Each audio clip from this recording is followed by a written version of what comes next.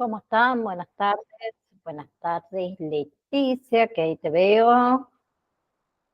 Giselle, Silvana y recién Hola, Vanessa. ¿Cómo estás? ¿Todo bien? ¿todo bien? Bien. Eh,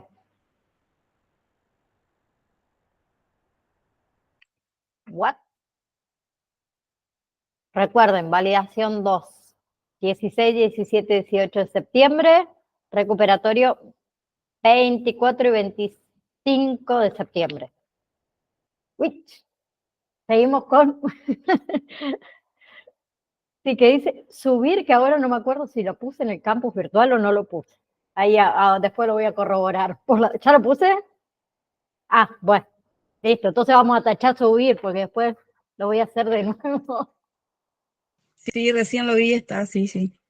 Ah, bueno, las fechas estaban correctas. Sí, Sí, sí. bueno, bueno, todavía hay tiempo. Relajen, relajen.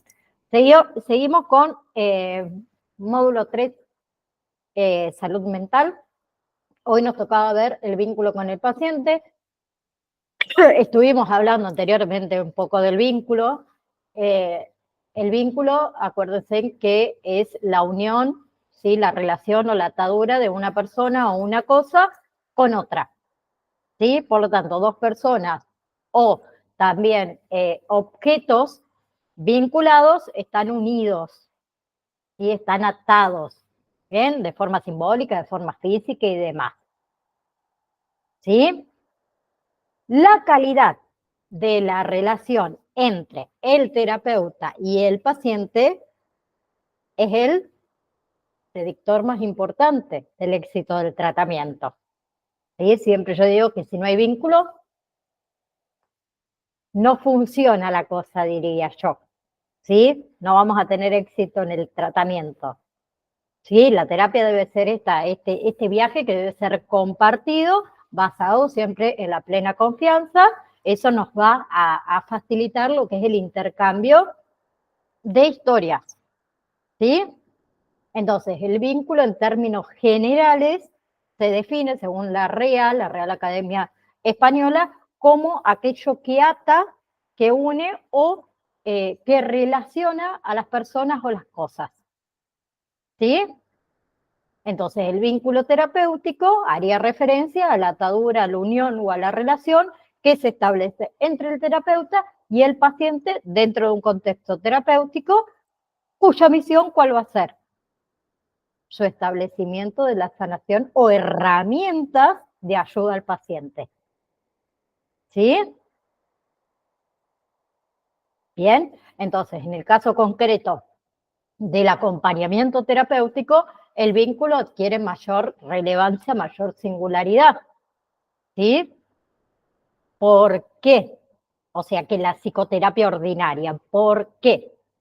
Porque la relación terapeuta-paciente se establece en la cotidianidad de ese paciente, en su espacio físico.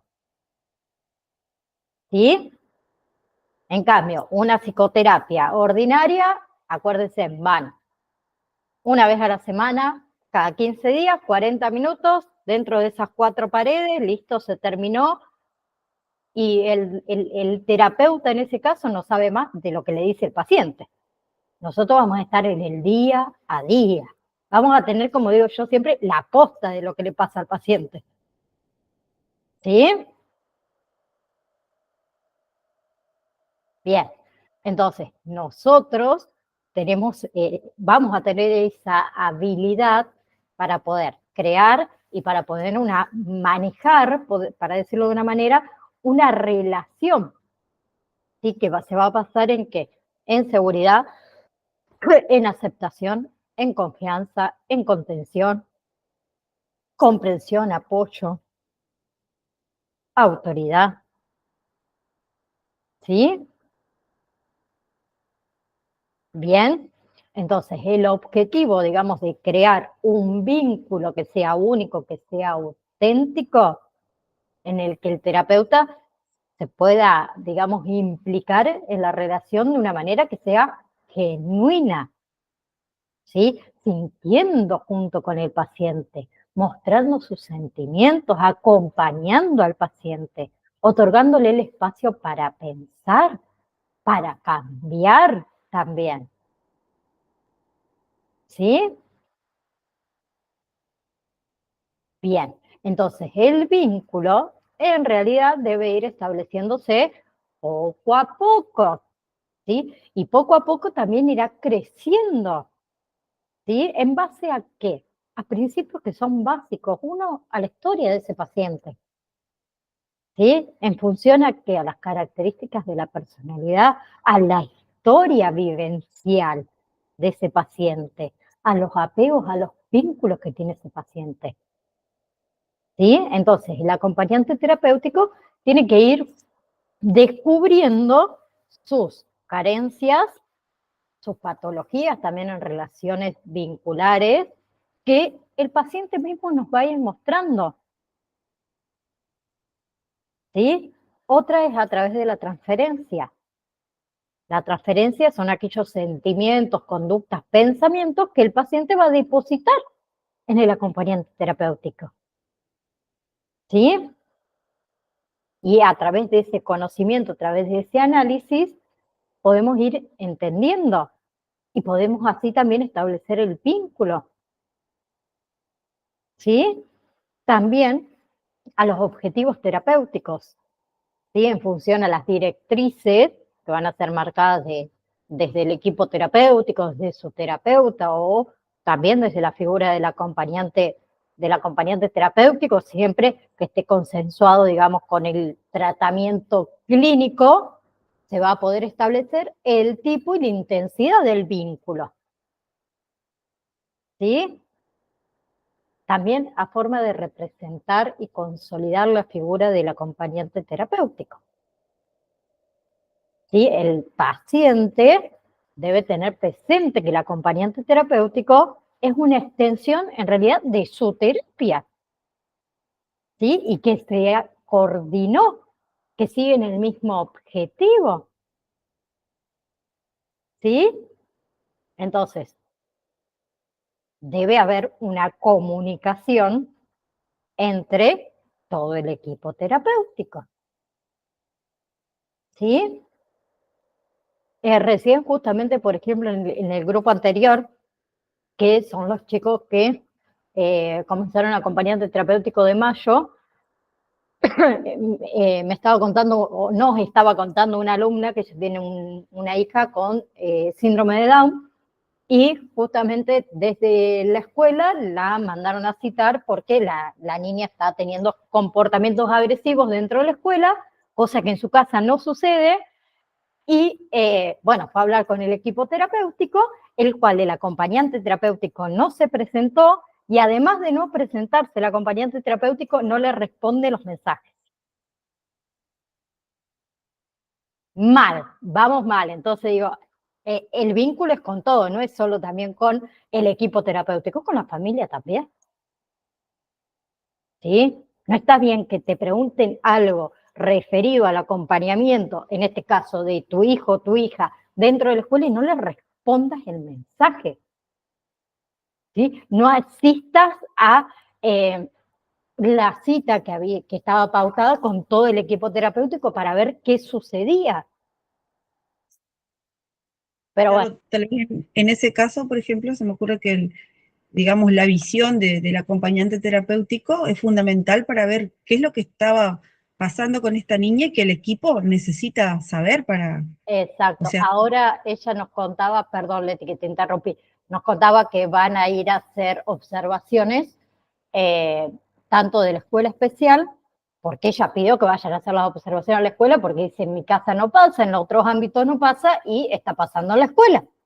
Dice, yo no sé si en realidad es algo puntual de la escuela o a lo mejor no. Entonces va a ir la psicopedagoga, la fonoaudióloga, el psicólogo y alguien de los directivos de la escuela especial, porque no tuvieron el aporte del acompañante terapéutico.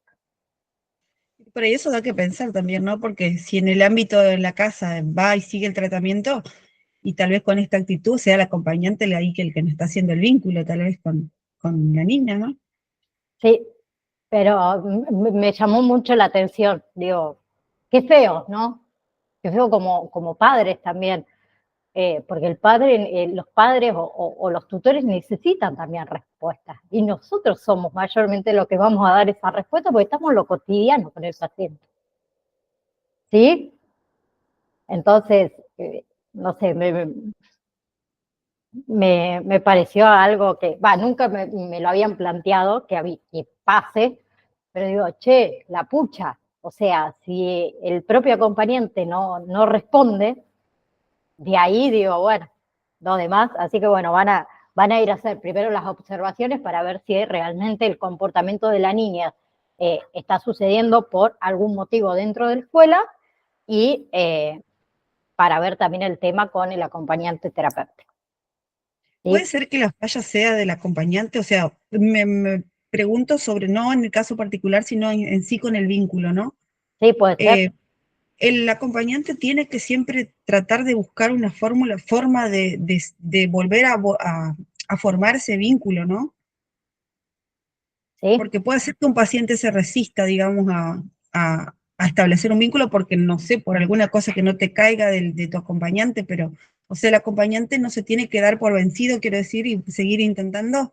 siempre, siempre, hasta que llega un punto que por ahí a lo mejor se nos agotaron todos nuestros recursos y ya no podemos formar el vínculo, y ahí también tener conciencia de decir, bueno, yo tengo que dar un paso al costado, ¿sí? Dejar que venga otro compañero que por ahí a lo mejor pueda formar el vínculo con el paciente.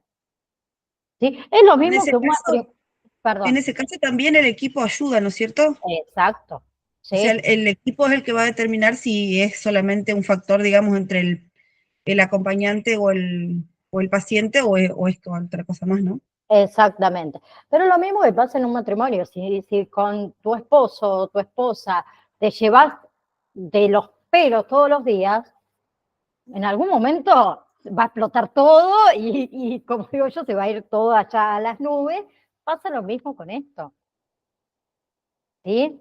Entonces, a ver, el acompañamiento terapéutico es en realidad un instrumento, ¿sí? O se instrumenta más que nada en muchas patologías. Sí, lo estuvimos viendo, trastornos psicóticos, de ansiedad, drogadependencia, trastornos de conducta, trastornos alimenticios, de personalidad, enfermedades terminales, discapacidades, otras ciertas patologías por ahí de la vejez, ¿sí? No hay que dejar de tener en cuenta que acompañar terapéuticamente es prestar la escucha activa, asistir al quehacer, estableciendo siempre un vínculo. Ese vínculo va a posibilitar que la creación de una alianza de trabajo en diversos espacios. ¿Sí? Por ejemplo, si tenemos que trabajar con algún paciente con patologías crónicas, ¿sí? El acompañante terapéutico, además de contención, promueve una mejor calidad de vida con los recursos que haya disponibles para el paciente. ¿Sí? Bien, ahí desarrollamos, por ejemplo, nuestra tarea, más que nada, o en la mayoría de los casos, en el domicilio del acompañado, en la cotidianidad. ¿Sí? En otros casos nos puede tocar en la internación, ¿sí? En el hospital de día o en las instituciones por ahí que asista. ¿Sí? Y ahí tenemos que también tener estrategias determinadas por el equipo. ¿Sí? Entonces, mediando siempre con qué, con el vínculo entre el paciente, entre su familia, entre las instituciones, ¿sí? Tanto instituciones eh, clínicas como educativas, como recreativas. ¿Sí? Entonces nosotros, o el accionar nuestro, va a aportar, ¿sí? Eh, todo lo respecto a lo acontecido durante la cotidianidad. ¿sí? Los conflictos por ahí vinculares que hay con ese paciente, en la supervisión, en otras veces en el monitoreo de la medicación. Tenemos que recopilar toda esa información que va a ser de utilidad para todos los integrantes del equipo, que por ahí no se pueden obtener en un espacio de consultorio. ¿Sí? Entonces, el acompañamiento domiciliario cumple objetivos fundamentales al compartir esto, vivencias en el hogar.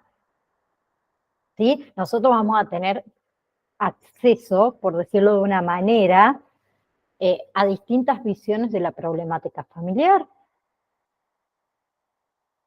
¿Sí? A la resolución de conflictos, de convivencia. ¿Bien? Y por ahí nos puede tocar también durante la internación psiquiátrica, durante los episodios estos, o los permisos, mejor dicho, no episodios, permisos de salida que tenga el paciente, los primeros momentos después del alta, ¿sí? Entonces, en muchos casos está el acompañante terapéutico.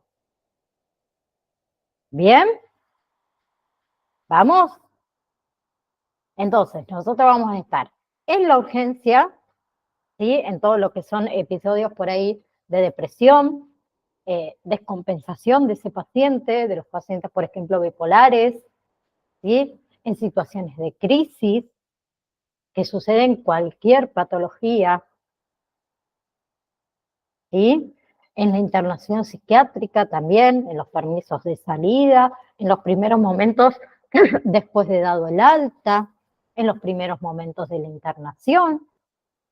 También vamos a estar accediendo en el ámbito médico, por ejemplo, los pacientes pre y posquirúrgicos, ¿sí? Tratamientos que requieren internaciones sucesivas, las terapias oncológicas, ¿sí? Bien, en cuadros adictivos también con situaciones que pueden ser de impulsividad, de compulsión, trastorno de alimentación, bulimia, anorexia, ¿sí? Toxicomanía o cualquier tipo de adicción. En el domicilio del paciente, en la cotidianidad, de ese acompañado, en las actividades diarias, ¿sí? Mediando este vínculo entre la familia y el paciente. Y en el ámbito educativo, en la integración. ¿Sí? Entonces tenemos un montón de ámbitos donde podemos trabajar. ¿Sí? Como digo yo, donde se les ocurra. Y en todo momento se necesita un acompañamiento terapéutico. ¿Sí? Una vez alguien me preguntó cuando yo dije con respecto a los pacientes oncológicos. El paciente oncológico mayormente no es que tiene una patología, una discapacidad y demás. Entonces me dicen, ¿y entonces el acompañante terapéutico? ¿En qué momento acompaña al paciente oncológico? Lo podés acompañar desde el primer momento, desde el diagnóstico del paciente. Porque comienza con un duelo. ¿Sí? Entonces la parte emocional es como que se derrumba completamente. Entonces desde un principio se puede acompañar a un paciente oncológico, por ejemplo. ¿Sí? El paciente oncológico pasa por muchísimas etapas del duelo que ya vamos a ir viendo cada una de ellas, pero desde la negación, desde un principio, imagínense ustedes que le dicen que tienen una enfermedad de un día para el otro, ¿sí? Y todos entraríamos en negación, ¿sí? En decir, ¿por qué me pasa a mí? Esto no puede ser cierto. Bueno, negación. Después va avanzando las etapas del duelo y siempre se necesita estar acompañados, porque el ser humano es un ser social. ¿Bien? ¿Vamos hasta ahí? ¿Preguntas? Seguimos con lo que es familia y acompañante terapéutico. comenzando por familia. Les pregunto a ustedes, ¿qué es la familia?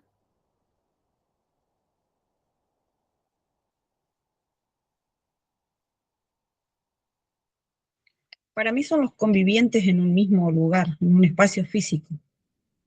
Bien. Vanessa, Silvana, Giselle, ¿qué es la familia?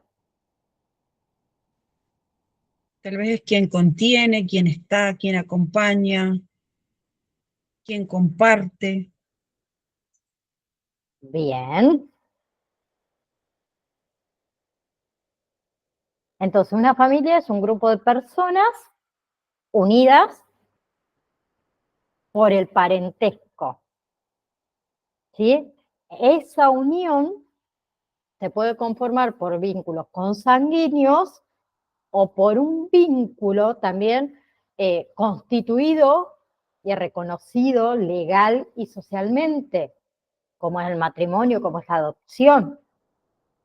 ¿Sí? La familia en realidad es la organización social más importante para el hombre. El pertenecer a una agrupación de este tipo es vital en el desarrollo psicológico y en el desarrollo social del individuo. ¿Sí? El concepto en realidad de familia ha ido sufriendo transformaciones, ¿sí? Conforme a los cambios en la sociedad, según también las costumbres, la religión, las culturas y el derecho de cada país. Durante muchísimo tiempo se definió como familia el grupo de personas conformados por la madre, el padre y los hijos o las hijas que nacen a raíz de esa relación, ¿no? ¿Sí? Después vamos a ver que fue cambiando, ¿sí? Esa clasificación quedó desactualizada en los tiempos modernos. ¿Por qué?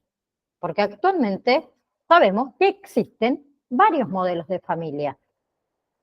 Entonces, hoy la familia se entiende ampliamente como un ámbito donde el individuo se siente cuidado sin necesidad de tener vínculos o relaciones de parentesco directa. ¿Sí? Bien, la relación en realidad de parentesco se puede dar de diferentes niveles. Y eso lleva a que no todas las personas que conforman, digamos, una familia tengan la misma cercanía o el tipo de relación. Por ejemplo, que ya vamos a ver, la familia nuclear, que es un grupo que está conformado por una pareja y sus hijos, mientras que, por ejemplo, las familias extensas incluyen a los abuelos, a los tíos, a los primos. ¿Sí?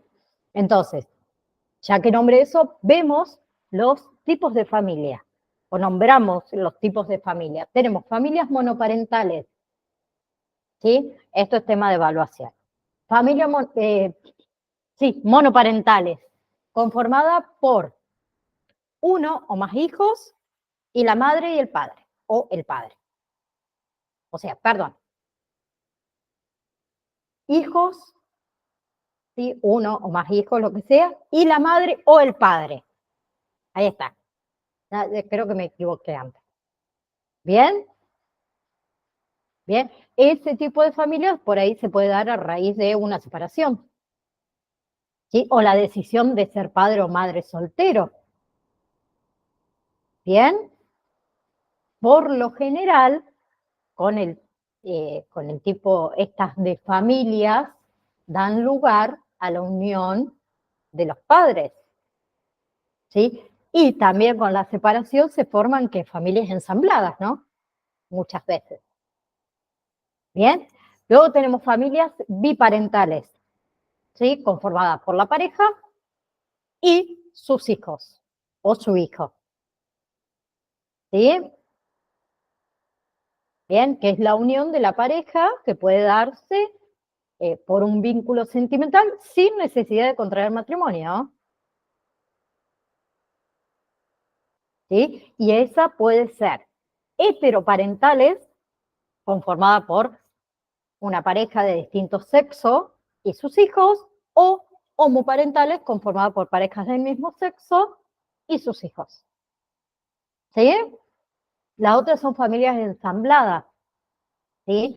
Conformadas por dos personas que se unen y una de ellas o ambas de ellas ya tienen hijos o hijas. ¿Sí? Entonces las familias ensambladas son dos familias monoparentales, ¿sí? Que por medio de una relación sentimental de pareja se unen dando lugar a una conformación, digamos, de una nueva familia. ¿Sí? Luego tenemos, por ejemplo, las familias de acogida, que está conformada por menores, ¿sí? Que no son descendientes de los adultos, pero que han sido acogidos legalmente, ¿sí? De forma urgente, temporal, permanente. ¿Bien? Después tenemos, por ejemplo, familia patriarcal, ¿sí? Que es un tipo predominante en todas las culturas, eh, que es ese tipo de familia que, que se dice, el hombre es el que sale a trabajar, el que sale a la calle, y la mujer es la que se queda en la casa. Ese tipo de familia, ¿sí? Es la típica familia patriarcal de las sociedades antiguas, ¿sí? Que se describía como el marido frío, una esposa enamorada, ¿sí? Típica de película, ¿sí? Son La ese tipo, obediencia de todos, ¿no? A responder al claro, hombre. claro, a las hijas mujeres se les enseñaba solamente a cocinar, a mantener la casa limpia, a coser, y el varón podía salir hasta estudiar, ¿sí? A trabajar. Eran ese tipo de familia. Eh, los hombres mayormente eran muy impulsivos, tenían un carácter bastante fuerte, ¿sí? Eran responsables, trabajadores y demás. La mujer era la pasiva, la suave, la flexible, la supermadre. ¿Bien? Eh, a ver, en las familias patriarcales, eh, que todavía quedan algunas, sí, sí, Vanessa, que todavía quedan algunas, algo bastante característico o algunas de las manifestaciones que había era la violencia contra la mujer, contra los hijos, ¿sí? Eh, el hombre con familias paralelas, la preferencia por los hijos varones y la doble moral, ¿sí? Cosas prohibidas a las mujeres y permitidas a los hombres, ¿sí? Después, otra clasificación son la familia matriarcal, ¿sí? Son menos frecuentes, pero también existen en culturas, ¿sí? Que se caracteriza por un dicho muy común. Él es una dama y ella es ley, ¿sí? Entonces, en este esquema se describe como madre e hijo, ¿sí? A ver, acá el hombre es pasivo, es suave, es flexible, ¿sí? Algunas veces también el hombre es dependiente del alcohol o ciertos hábitos perjudiciales, y ella es la fuerte, la hábil, la controladora, ¿sí? La salidora, entre comillas, algunas veces también violenta e infiel, ¿sí? En esa familia está mucho lo que es la lucha por el poder, que sigue habiendo también, ¿sí? Después tenemos la familia, por ejemplo, de apegada a los hijos, la familia apegada a los hijos, ¿sí? Acá la violencia es muy infrecuente, los miembros de la familia muestran capacidad de dar, de ceder, ¿sí? Son suaves, pasivas de ambas partes, tanto del hombre como la mujer. ¿Sí? Sería como la familia ideal, la familia bonita, por decirlo de una manera. ¿Sí? Bien. ¿Qué pasa igual en este tipo de familia? Lo que son los progenitores, ¿sí? Suelen incluir lo que sería un divorcio emocional, ¿sí? De una manera de comprensión con los hijos, con las hijas, sin vida romántica de pareja, ¿sí?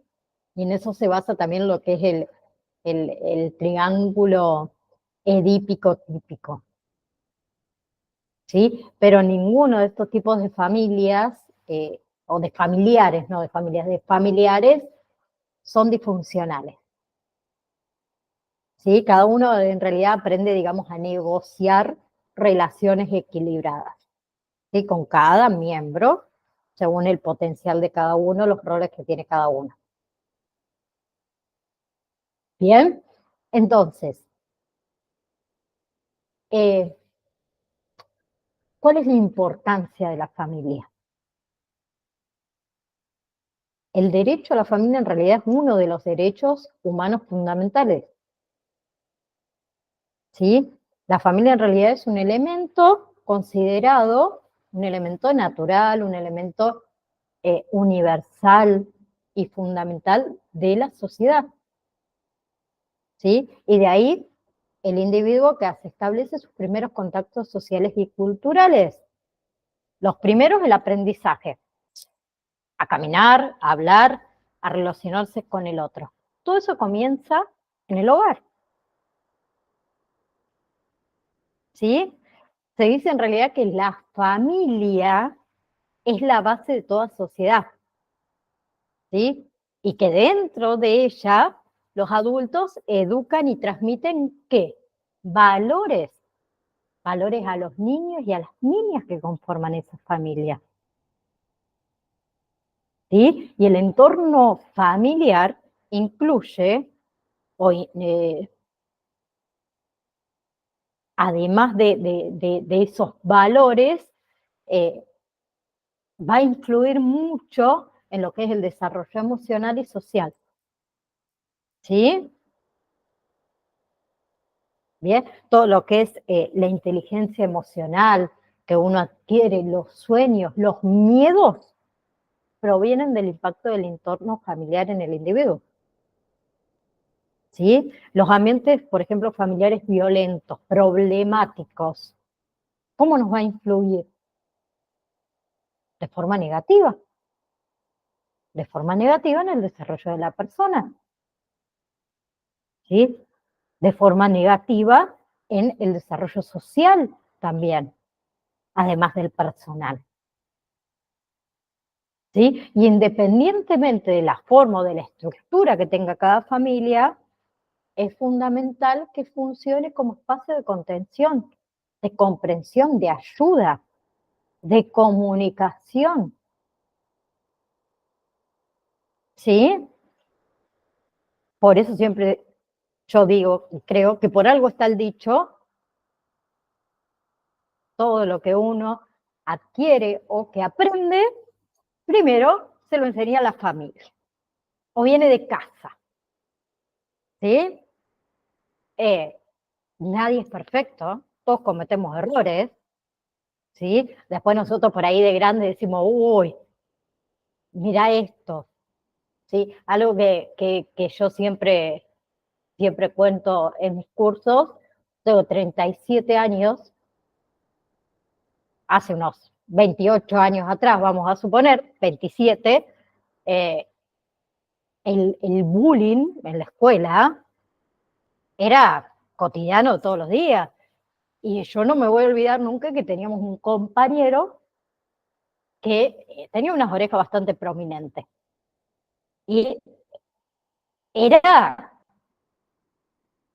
pobrecito. Era decir, la oreja de Sulky, oreja de palangana, todo eso lo tomábamos como algo cotidiano. Y hoy te lo pones a pensar y digo, ¿qué trauma le debemos haber dejado a ese pobre chico? Que qué culpa tenía el chico de que sus orejas eran grandes. Pero nosotros por las dudas destacábamos ese defecto que tenía él. ¿Sí? Yo siempre usé flequillo. ¿Por qué siempre usé flequillo? Porque tengo una frente terrible y a mí en la escuela, ahora ya no me da vergüenza, pero en la escuela me decían que tenía más frente que un camión Scania. Entonces la Nay decía, mamá, por favor, no me haga la colita tirante hacia atrás. Me quedaba horrible el flequillo, pero yo me lo hacía igual, no importaba. ¿Por qué? Porque destacaba mi frente. ¿Sí? Entonces uno se pone a pensar, y yo sé que en mi casa no me lo enseñaron a eso. ¿Sí? Pero lo vamos adquiriendo. Y con el tiempo nos damos cuenta y decimos, somos unos P de las cosas que hacíamos. ¿Sí? Entonces, por ahí mi hija, más que nada en la escuela, cuando vuelve de la escuela, mejor dicho, me cuenta ciertas cosas, y por ahí eso de corregir, decir, che, pero está mal, eso no se debe hacer. ¿Sí? El otro día le hicieron bullying a una compañerita de mi hija y me dice, y yo le digo, ¿y vos qué hiciste? Y yo no hice nada, mami. Le digo, pero no la defendiste, no avisaste a la maestra. Y no. Entonces también enseñarle que eso también está mal. ¿Sí? Son pequeñas cositas, pero por ahí a lo mejor lo que no tenemos, que todavía creo que nos falta mucho, es la escucha activa y la comunicación. Profe, hola. Sí. A mi nena Almita tiene 9 años y me hizo acordar usted lo que contaba, porque viene y me dice, mami, sí, me dicen que tengo la frente tengo mucha frente. Oh. Pero yo no la vi que se puso, también esa no estaba mal, pero me sirve esto lo que usted está contando. Porque yo A le digo, mí, ¿qué hiciste, Almita? ¿Cómo estás vos, hija? Le digo, no, me dice, yo me río, mami, me dice, ya tiene 9 años, dice, pero igual le dije a la seña, por eso usted me hizo acordar, le dije a la seña y creo que hubo una charla ahí. bien, no, pero está bueno porque son pequeños, o sea, cuento lo de este chico porque era como que era el punto del grado. Y Me uno se gustó pone esa a frase que el otro día me dice, ya siempre usa el corte carré por tema de piojitos y demás, y porque no sé, no le gusta atarse. Me dice, entonces ahora siempre me lo voy a dejar con flequillo y carré. Me dice, ¿por qué le dejan? No, bueno, vos tenés que como te guste a vos. Ah, bueno, me dice, pero no le anoté que. como se sienta cómoda. Sí, pero me quedé pensando, eso de Sí. decir, bueno, entonces ahora voy a usar siempre flequillo, digo, así que bueno, No, así que otra cosa por ahí eh, que muchas personas hacen es el tema de cuando alguien es de color oscuro o tiene otra adquisición económica diferente a la de uno, decimos esta palabra que está re mal que la diga, esos negros. Esa es otra. Porque eso los adultos lo dicen adelante de los hijos. Y ahí empiezan las diferencias en la escuela, la discriminación. ¿Sí? Y es horrible. Y eso viene todo de la casa. Ah, pero eso sí, pasa en la escuela, uno va a hablar a la escuela, pues pasó dentro de la escuela, y la escuela te dice, ah, pero eso es normal. Bien, pero hagamos algo para que los niños sepan que eso no es normal.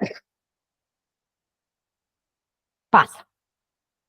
Pero bueno, cada uno, creo que está dentro de cada uno, enseñarle de la mejor manera que pueda, porque no viene nadie siendo padre con un manual abajo del brazo, lo mismo que los pibes con un manual abajo del brazo, que ojalá fuese así, que podamos buscar en una página que nos diga, mira, esto se lo tenés que enseñar de esta manera. Espectacular, pero no existe. ¿Sí? Y los niños van formando toda su personalidad a través de nuestra nuestras culturas que nosotros le transmitimos, la forma que los amamos, los valores que le damos, después terminan de forjarla en lo que es la adolescencia, pero viene marcado desde la niñez. Leti. No, quería consultarte porque con respecto a las familias, que a veces también la sobreprotección que hacemos a veces con los hijos, cuando los hijos son pequeños, los sobreprotegemos tanto, sobre todo nos pasa con los primeros hijos, hablo en caso particular, ese miedo porque nadie viene con un manual de mamá, y hacemos mal porque después cuando los chicos crecen, las inseguridades son terribles, el daño que le hacemos a los chicos, ¿no? Sí, también pasa, me pasa a mí, mi hija única, es donde vaya la nena, vivo en una ciudad grande también, o sea que 10 años yo no soy de esas que las deja ir solas a varios lados, y por ejemplo, creo que no está ahora, pues si no, el otro día me dice, ay mamá, vos siempre contás lo que me pasa a mí, y sí, porque es la vivencia que yo tengo. El otro día me pasó, le pasó, me dice, mami, tal y tal compañerita, que es una de las nenas que más afinidad ella tiene, me dice, me dijo que no me invitaba a su casa porque van a ir con tal y tal otra compañera a tomar un helado y vos no me dejas ir sola. No. Entonces dejaron de invitarla por el tema de que a cada lado que van a una plaza a jugar, yo estoy. Me alejo, pero yo estoy. ¿Sí? Pero bueno, hay otros padres que no voy a criticar su crianza de sus hijos, que estos nenes de 6, 7, 8, 9, 10 años andan todo el día en la calle solos. No sé si está bien lo que hago, no sé si está mal lo que hago.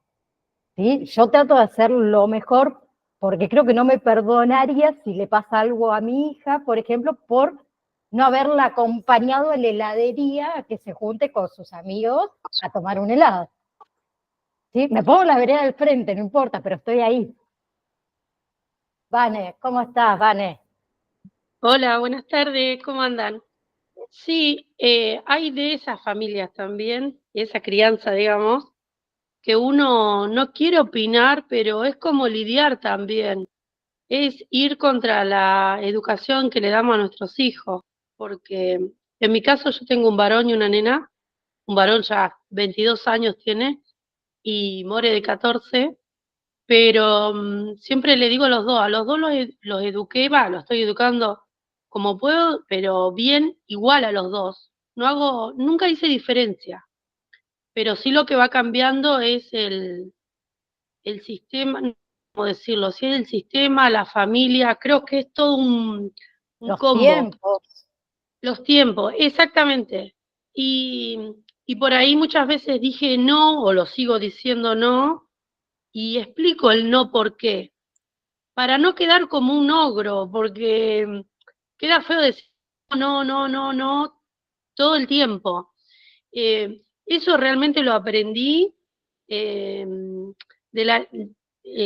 hoy Morena, mi hija, tiene 14 años, pero la última salita de 5 tuvo un problema que no quería ir, me hacía berrinches, salía lo más bien de casa y llegaba a la puerta del jardín y era una bomba, era. Y yo tenía que ir a trabajar, no podía faltar, y era dejarla llorando, que qué sé yo, cuando le iba a buscar me decía, no, pero se le pasó, y así estuvo un par de días, y no podía sacar la información que era, y hablando con el hermano, le digo, ¿por qué no le preguntás, buscando, viste? Y bueno, salió de que eran dos compañeritas de la misma sala, el famoso bullying. Yo aprendí de grande también, lo padecí y entendí que de grande las cosas que me hicieron era bullying. Y bueno, había pasado que dos nenitas era, bueno, a decirle fea, gorda, bueno, cosas que querían, y bueno, eso hacía un retroceso a ella. La terminé llevando al psicólogo, y bueno, de ahí aprendí que la psicóloga me dice que vos cuando decís un no, es un no porque una explicación. No son 2 o 3 veces explicarle, es ya con una tiene que ser suficiente. Y nada, hoy en día es como decir, bueno, no, Morena, no vas allá porque porque no, porque todavía te falta.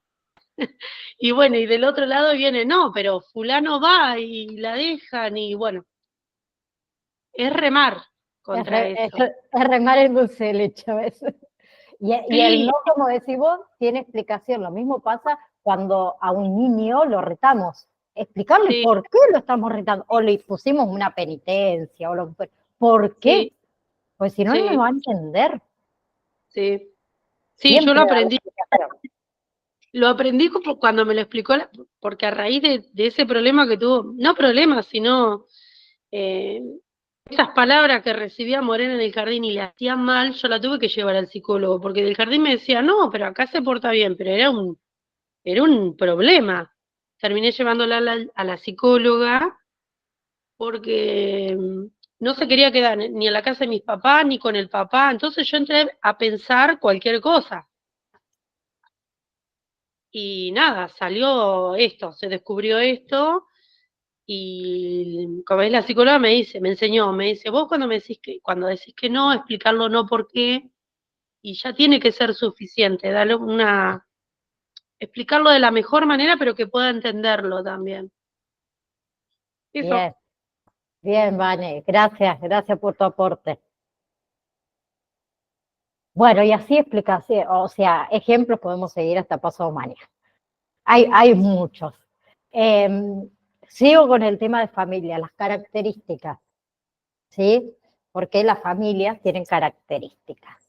¿Cuáles son? Que constituye la base de toda sociedad, ¿sí? Es una estructura que es social universal, ¿sí? Que se encuentran en todos los tipos de culturas y de sociedades, ¿sí? Que cada una va a variar en la forma, en la estructura, pero se mantienen, digamos, las características importantes. Generalmente las familias también surgen por lazos sanguíneos, lazos legales, lazos emocionales, ¿sí? Pueden surgir a partir del matrimonio o la unión conyugal, ¿sí? Posee también base de organización económica, ¿sí?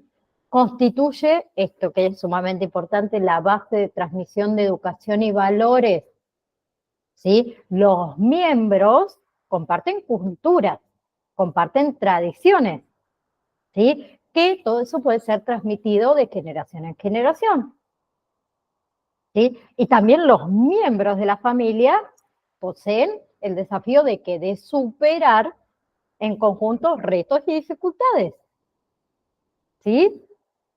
Pasamos todos por eso. ¿Bien? ¿Y por qué hablo de esto de que las familias comparten culturas, comparten tradiciones? Cuando uno forma pareja con otra persona, cada uno tiene culturas diferentes, valores diferentes, ¿sí? Cuando se forma la familia, o esta primera unión de la pareja, se forma otra cultura y otros valores, ¿sí? Compartidos entre ambos, que eso es mayormente lo que se transmite a los hijos, ¿sí? Entonces, los valores en realidad son ¿qué? Cualidades, son principios, son virtudes que un individuo desarrolla y que son importantes para el crecimiento personal y social, ¿sí? Y existen una serie de factores que son fundamentales en esto de los valores, que todas las familias transmiten, digamos, a hijos, a hijas, para un desarrollo armónico de la familia y de la sociedad. Uno, los afectos, ¿sí? Es la base de la armonía familiar. El amor, el afecto justifican, posibilitan todo lo que es el desarrollo de todos los demás valores. y el respeto también, ¿o no, profe?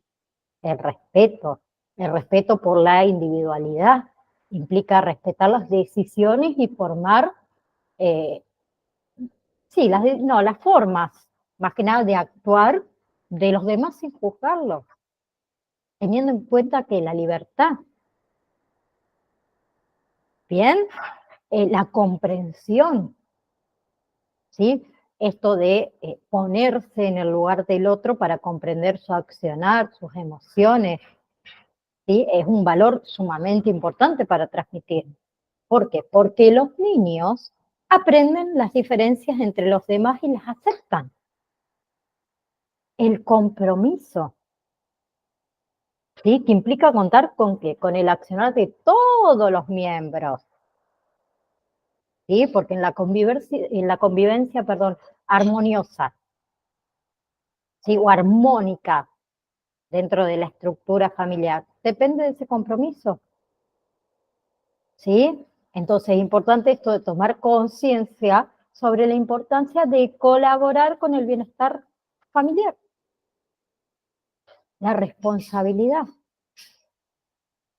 ¿sí? Todas las acciones personales pueden repercutir de manera negativa, por ejemplo, en ese bienestar familiar, ¿sí? Entonces, ser responsable de actuar teniendo en consideración al otro, ¿sí? La comunicación es la base de toda relación social, la comunicación, que también es un valor clave dentro de la familia, ¿sí? Escuchar las opiniones ajenas, transmitir las inquietudes, compartir las experiencias.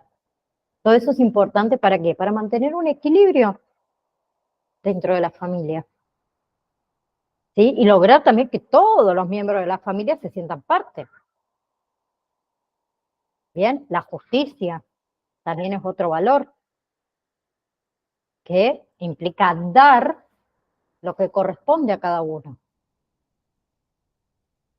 ¿sí? La tolerancia es otro valor que implica respetar, por ejemplo, las opiniones, las ideas, las acciones de los demás miembros de la familia, por más que nosotros no coincidamos.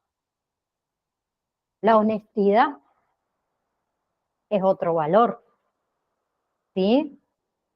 Implica esto de utilizar la verdad en todo momento, ¿sí? ¿Para qué? Para desarrollar un ambiente de comunicación, de respeto, de justicia. Y la honestidad es uno de los valores más importantes para crear todo lo que son los lazos, que se basan en ¿qué los lazos? En la fidelidad, la confianza, ¿sí? Entonces, los valores, podemos decir, era el afecto, la comprensión, el respeto, el compromiso, la comunicación, la responsabilidad, ¿sí? La honestidad, la tolerancia y la justicia. Bien. Entonces, próxima clase, me lo voy a anotar. Espérenme.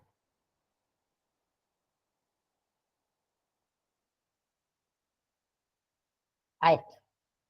Porque después no sé dónde quedo. Ahí está. Funciones de la familia, ¿sí? En realidad son 6 funciones básicas: la comunicación, la efectividad, el apoyo, la aceptabilidad, la autonomía y lo que son las reglas y las normas, ¿sí? Y vemos la otra clasificación de los tipos de familia, que tenemos familias sin hijos, familias biparentales con hijos, familias homoparentales, familias reconstituidas o familias compuestas, familias monoparentales, familia de acogida, que ya vimos un poquito, familias adoptivas, familias extensas, ¿sí? Para seguir con familia y sus ciclos de crisis, ¿sí? Porque todos pasamos por crisis en la familia, ¿sí?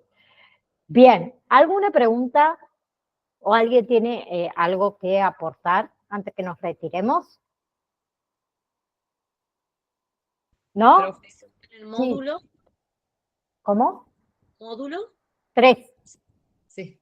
Desde la clase anterior, terminamos, la primera partecita de la clase anterior era del módulo 2 y después seguimos ya con lo que era módulo 3, salud mental, y ahora en esta segunda partecita de la clase, empezamos con familia y acompañante terapéutico. ¿Bien? Bien, chicuelas, nos vemos entonces, si Dios quiere, el próximo lunes a las 15:05, acuérdense por ahí. Que tengan una hermosa semana que recién comienza y gracias a cada una por estar y por participar, que eso es la parte que más me gusta, porque de las experiencias de ustedes, y creo o quiero creer que de las mías también todos aprendemos, porque como dije, nadie es perfecto y no venimos con los manuales abajo del brazo, que sería lo ideal, pero no existe, ¿sí? Así que les mando un beso enorme a cada una de ustedes. Chao, chao. Gracias. Chao. Gracias a ustedes. Chao, Leti, también.